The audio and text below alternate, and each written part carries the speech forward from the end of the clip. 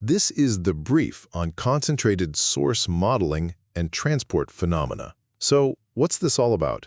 We're looking at how to model something incredibly concentrated, like a tiny burst of energy, often using what's called the Dirac delta function. And from there, we see how physical boundaries and forces take over and control how everything spreads out. First, how you model that source completely changes the outcome.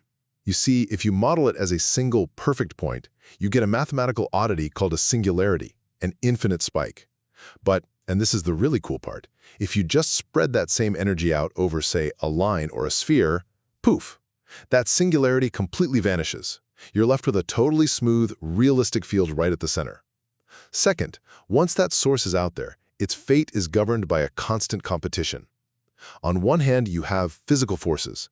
Convection acts like a wind, carrying the pulse, while diffusion spreads it out and weakens its peak. On the other hand, you have the boundaries of the space itself. An infinite space means endless spreading, but finite walls, they force a final outcome, either by absorbing everything or by trapping it and forcing it to an average uniform state. So it really boils down to this. How you define that initial concentration and the boundaries of the system are what determine the fundamental outcome.